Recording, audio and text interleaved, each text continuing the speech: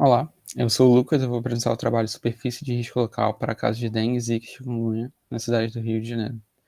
Esse é o trabalho que está em desenvolvimento, né? Eu tenho feito ele junto com os professores Rafael e Johnny, aqui do departamento, e com a Nildimar Honório, da Fiocruz. A dengue, a zika e a chikungunya são arbovírus causadores de doenças infecciosas que têm promovido graves epidemias ao redor do mundo.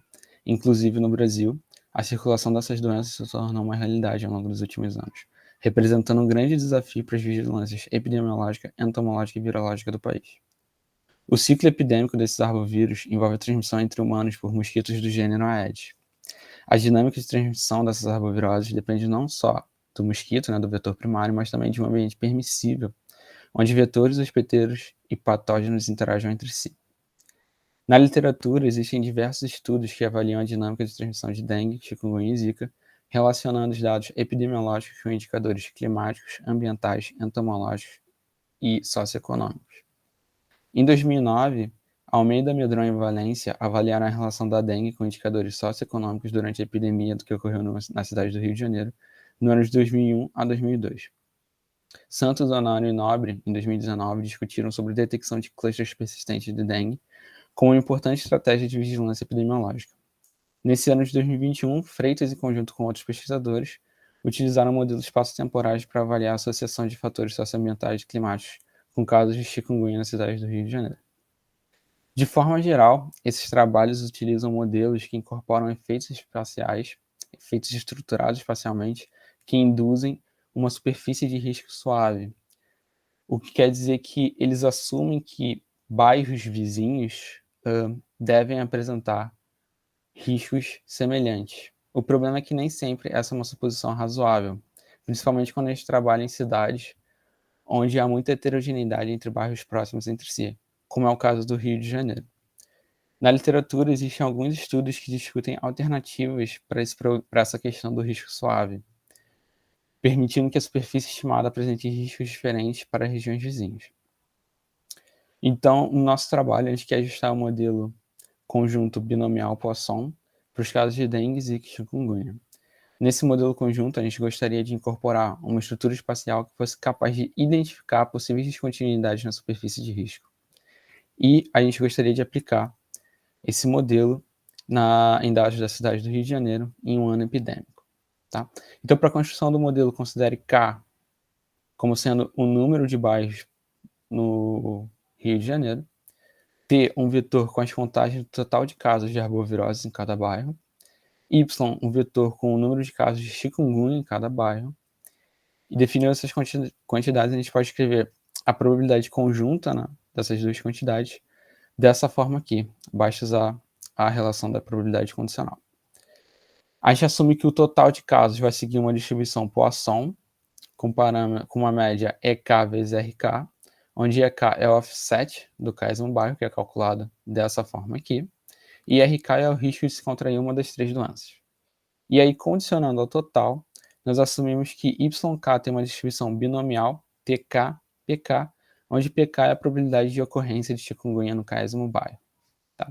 E aí, para ajustar esse modelo conjunto, são atribuídas duas equações, uma para modelar o risco e outra para modelar a probabilidade de ocorrência. Tá? E aí a gente tem o xi, que é um vetor com as variáveis explicativas, um vetor para cada equação, essas variáveis explicativas podem ser diferentes em cada equação. Beta-i é um vetor com os coeficientes de regressão associado a cada variável explicativa. Φk é o efeito espacialmente estruturado do caésimo bairro. A gente vai ter um conjunto de efeitos espaciais para cada equação também, mas no nosso trabalho a gente assume que esses dois efeitos eles são proporcionais, uma vez que as três doenças são transmitidas pelo mesmo mosquito. E por fim, o K e VK são efeitos aleatórios do caésimo bairro, que vão tentar trazer a informação que não é explicada pelos outros componentes da equação. Então, nesse trabalho, a gente segue uma abordagem bayesiana para fazer o ajuste do modelo. Isso implica que a gente precisa atribuir distribuições a priori para os parâmetros que nós vamos estimar. E aí é bom relembrar, né, que além de moderar as variáveis de interesse, o total de arbovirose e os casos de chikungunya, a gente também quer um modelo que seja capaz de detectar limites de continuidade na superfície de risco. Para fazer isso, nós pegamos um modelo CAR de suavização local, que é proposto em Lee Mitchell, no ano de 2012, tá? Em que ele atribui essa distribuição a priori para os efeitos espaciais, que vai depender de uma estrutura espacial, uma estrutura de vizinhança, que é determinada por uma matriz W, que vai indicar se o bairro K e o bairro J são vizinhos de acordo com o critério, tá? E o critério é qual? Bom, primeiro critério é que eles têm que ser vizinhos de acordo com algum critério de vizinhança, por exemplo, de contiguidade, que foi o que a gente utilizou, que a gente assume que 2 bairros são vizinhos se eles compartilharem uma fronteira. Mas, além disso, eles vão ser vizinhos, de acordo com esse modelo, se essa condição for satisfeita. E essa condição aqui, né, ela depende de 2 quantidades, esses alfa-is, que são parâmetros de regressão, e esses e's, que são medidas de dissimilaridade não negativas, que são calculados a partir das covariáveis, que a gente inclui no modelo, e elas vão tentar medir a heterogeneidade desses bairros vizinhos, tá? E aí, dessa relação, a gente consegue ver que quanto maior essas medidas de similaridade, maior é a probabilidade que existe um limite de continuidade entre 2 bairros, tá? E aí, para esse modelo específico, a gente não utiliza as covariáveis para explicar o risco, mas sim para explicar a superfície de risco. Então, na verdade, essa equação 1 e 2, ela não vai ter esses 2 componentes com o x e o beta. Ela vai ser formada apenas pelos efeitos espaciais e pelos efeitos aleatórios. E as covariáveis, na verdade, vão ser utilizadas para determinar a estrutura de vizinhança.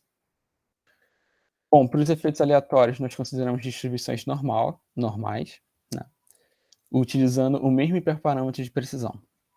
E para os parâmetros de regressão alfa, né, que são aqueles parâmetros que justamente vão ajudar a determinar essa estrutura de vizinhança, a gente utilizou uma distribuição normal, truncada no intervalo de 0 até um limite inferior, onde esse limite inferior é calculado dessa forma.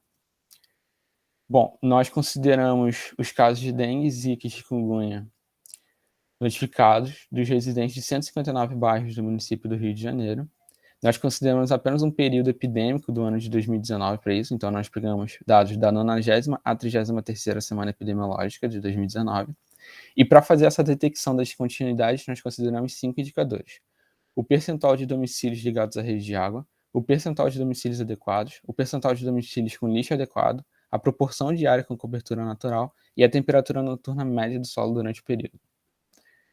Durante esse período epidêmico foram notificados 54 mil casos de arboviroses, sendo aproximadamente 34 mil casos de chikungunya, 19 mil de dengue e 1.000 casos de zika. Aqui a gente tem um gráfico que mostra a evolução das notificações das arboviroses por bairro.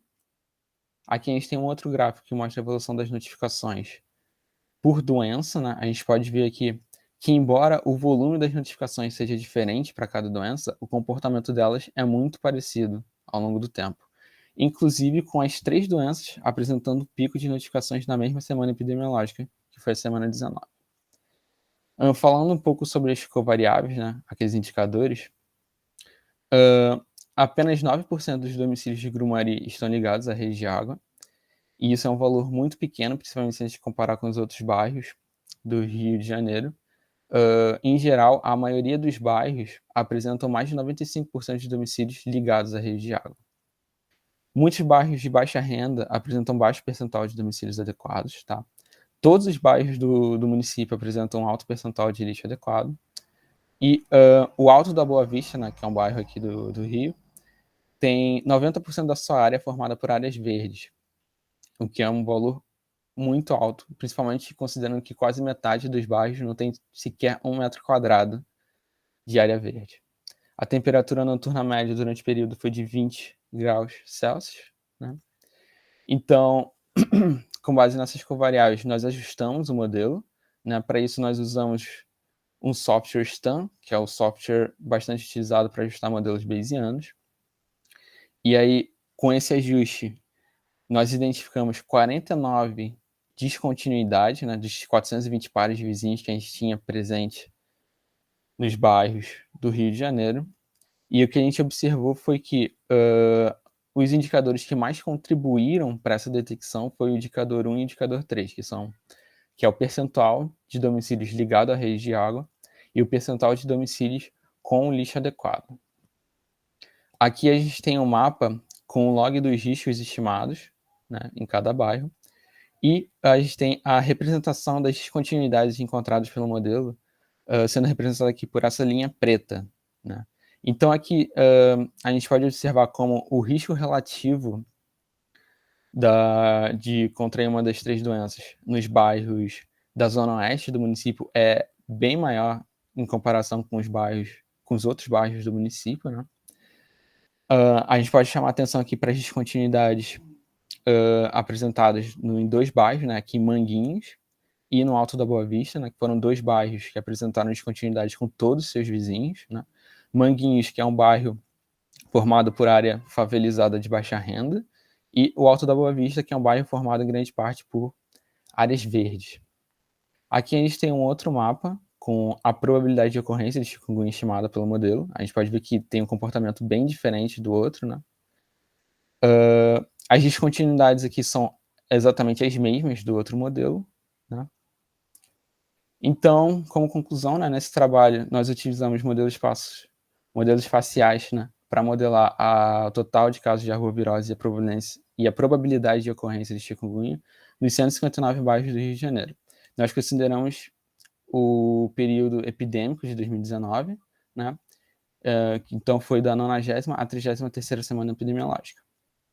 E aí, como o Rio de Janeiro tem características territoriais distintas em regiões próximas, né, o uso de modelos espaciais que consideram uma estrutura espacial suave pode não ser muito adequado. Para lidar com essa questão, então, nós usamos um modelo CAR de suavização local, que é capaz de identificar descontinuidade na superfície de risco com base no uso de covariáveis. Então, o nosso modelo ajustado foi capaz de identificar quais fronteiras nos bairros eram descontínuas, né? E o que a gente observou é que bairros com grande área favelizada de baixa renda e bairros com grande área verde apresentaram quebras de contiguidade com seus vizinhos. Obrigado.